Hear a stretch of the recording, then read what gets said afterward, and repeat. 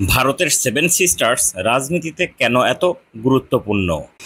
ভারতের উত্তর পূর্ব প্রান্তের রহস্যে ঘেরা 7টি রাজ্য, যাদের একত্রে বলা হয় সেভেন সিস্টার্স। ভারত তো বটেই, প্রতিবেশী দেশগুলোতেও এই 7টি রাজ্য প্রতিনিয়ত বিভিন্ন ইস্যুর জন্ম দেয়। সম্প্রতি বাংলাদেশের প্রধান উপদেষ্টা ডক্টর মোহাম্মদ ইউনূসের একটি মন্তব্যের জেরে এখন আবারও আলোচনায় এই সেভেন সিস্টার্স।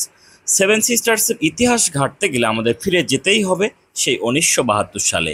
সে বছর ত্রিপুরার একজন বিখ্যাত সাংবাদিক জ্যোতি প্রকাশ সাইকিয়া একটি রেডিও টক শোতে ভারতের অরুণাচল প্রদেশ, মেঘালয়, আসাম, মণিপুর, মিজোরাম, নাগাল্যান্ড এবং ত্রিপুরা রাজ্যকে সেভেন সিস্টার্স নাম দেন।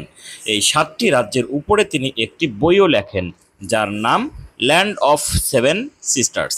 মূলত এরপরই এই নামটি জনপ্রিয়তা অর্জন করে। এই 7 রাজ্যের আয়তন 2,55,511 বর্গ কিলোমিটার, যা ভারতের মোট এলাকার প্রায় 7%। এসব রাজ্যগুলো একে অপরের উপর নির্ভরশীল হলেও সংস্কৃতি ও পরিবেশের দিক থেকে তারা স্বতন্ত্র। এই 7টি রাজ্যে জাতিগত এবং ধর্মীয় বৈচিত্র্য বিদ্যমান থাকলেও রাজনৈতিক, সামাজিক এবং অর্থনৈতিক ক্ষেত্রে তাদের অনেক মিল রয়েছে। ভূ রাজনৈতিকভাবে এদের অবস্থান, প্রাকৃতিক সম্পদ এবং বৈচিত্র্যময় সামাজিক কাঠামো তাই সারা বিশ্বে অতুলনীয়। এসব রাজ্যের বেশিরভাগ মানুষই নানা আদিবাসী জাতি এবং উপজাতি সম্প্রদায়ের। আসামের মাধ্যমে রাজ্যগুলো ভারতের মূল ভূখণ্ডের সঙ্গে যুক্ত হয়েছে, তবে আগে এসব রাজ্য ভারতের অন্তর্ভুক্ত ছিল না। স্থানীয় আদিবাসী রাজারা দীর্ঘদিন এসব অঞ্চল শাসন করেন, ফলে গারো, খাসিয়া, ত্রিপুরা, বোরো, মিজো আদিবাসী অধ্যুষিত রাজ্যগুলোর অধিবাসীরা দীর্ঘদিন ধরে নাগাল্যান্ড, মণিপুর, অরুণাচল, মিজোরাম ও আসাম রাজ্য নিয়ে স্বাধীন ভূমি গড়ার দাবি তুলছে। সম্প্রতি ভারতের স্বাধীনতা দিবসে মণিপুর রাজ্যে কয়েক হাজার লোক নাগা পতাকা উড়িয়ে স্বাধীন ভূমির পক্ষে সমর্থন দিলে বিষয়টি বিশ্ববাসীর নজরে আসে।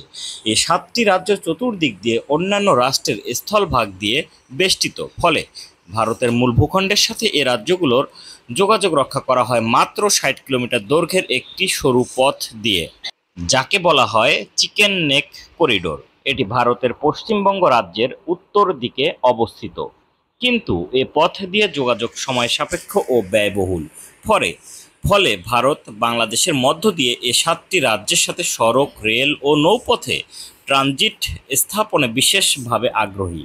কিন্তু বিশ্লেষকদের দাবি, এমন ট্রানজিট ভারতের স্বার্থ হাসিল করলেও বাংলাদেশের অর্থনীতি বিবেচনায় তেমন সুফল আনতে পারবে না। সম্প্রতি ডক্টর মোহাম্মদ ইউনূস বলেন, বাংলাদেশকে কেউ অস্থিতিশীল করতে চাইলে চারদিকে অস্থিতিশীলতা ছড়িয়ে পড়বে। প্রতিবেশী মিয়ানমার, ভারতের সেভেন সিস্টার্স, পশ্চিমবঙ্গ, সব জায়গাতেই ছড়িয়ে পড়বে অস্থিরতা।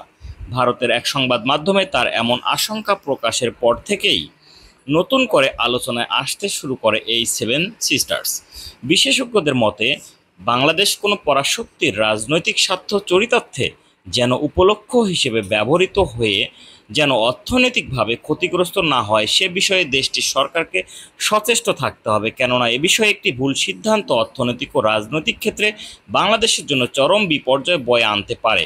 অর্থনৈতিক ও রাজনৈতিক স্বার্থ বিবেচনা করে প্রতিটি পদক্ষেপ নিতে হবে।